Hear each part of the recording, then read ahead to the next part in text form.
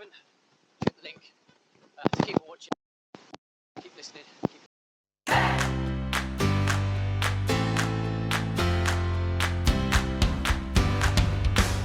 So, consecutive day 1417 on the diary of a Runpreneur, and a little bit of a break in my book publishing journey or book writing journey today.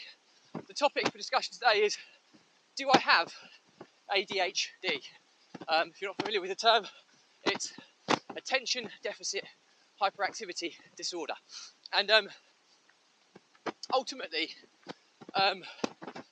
it's something that is, I don't know how to really describe it. Is it a mental health issue?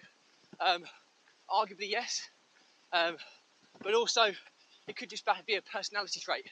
I don't really know enough about this, as it was a bit of a shock to my system when I had a conversation with my wife yesterday, and we sorry, bug. But anyway, we established that I may have attention deficit hyperactivity disorder, and I've always known I'm a little bit different, a bit quirky, but then my argument to that is that we're all a little bit different, a little bit quirky. That's what makes us human, that's what makes personalities so unique. But the truth be told, it was my wife sent me this kind of article with kind of explainer video to what attention deficit hyperactivity disorder is, or ADHD for short.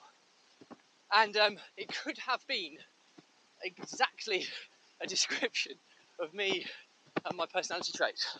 And so my conclusion is that I do possibly have ADHD. I don't know, it's not an official diagnosis, but it was so crystal clear with the way this article was written and explained in the footage, the explainer video. Just all the similarities I have. My attention wanders frantically, constantly. I talk about my brain being in 100-mile-an-hour mode. It just whirs around constantly. My ability to solve problems is one of my strongest traits, but that's because my mind is working overtime 24/7, constantly. I obsess over certain things. I'm all or nothing in personality. Look at my running challenge. It's not, oh, I'm just going to run every day for a month. It's, I'm going to run every day until the day I die. You know, it is so extreme. Hyperactivity, I'm sitting there, I fidget constantly. I could be sitting on the sofa and my leg could be twitching. It was just so, you know, I'm very structured and organised. I'm very particular about everything I do. And also, I'm so extreme in social situations too. I'm either all or nothing in social. I either find that I'm probably too much in social situations, or I completely don't want to do them. It's difficult because I've coped with these traits and just assuming that they are just me for so long, and I've operated at a pretty high level with them, to the extent that I would argue that if I didn't have the traits that are so ADHD-like in similarities, I wouldn't be probably anywhere near where I am today. As a person, it keeps my drive, my ambition, and I've kind of used it almost as a power, as a skill. My mental resilience is incredibly strong, and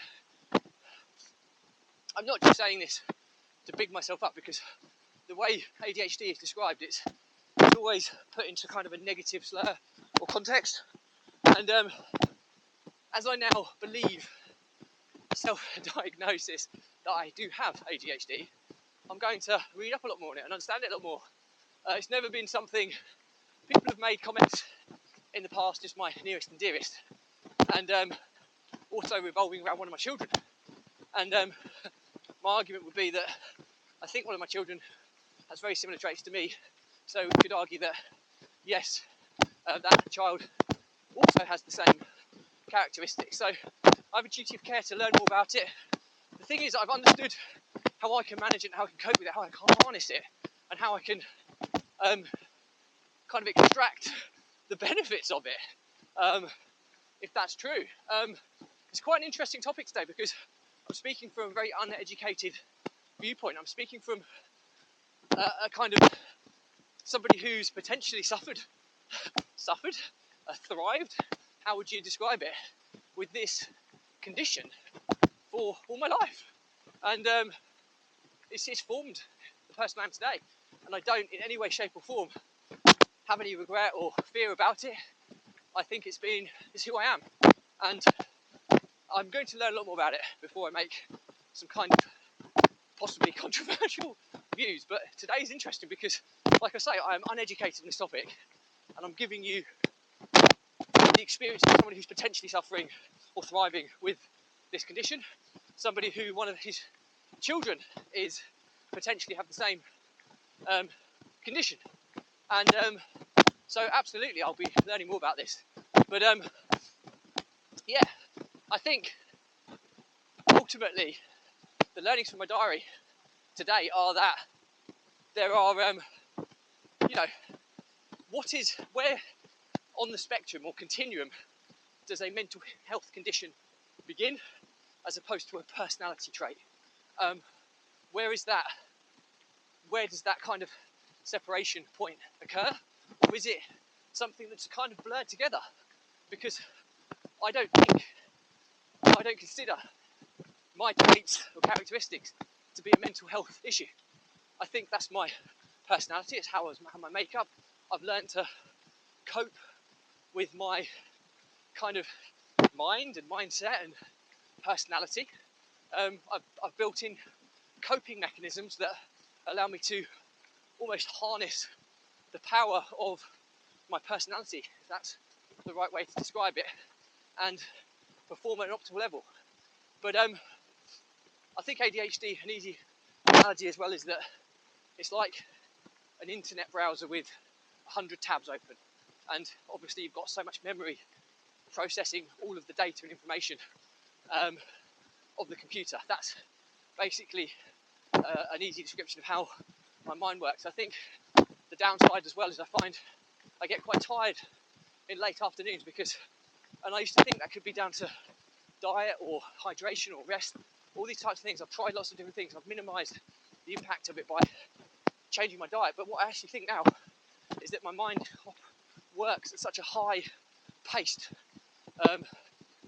Mental fatigue kicks in late in the afternoons, which is why I end up having a slump.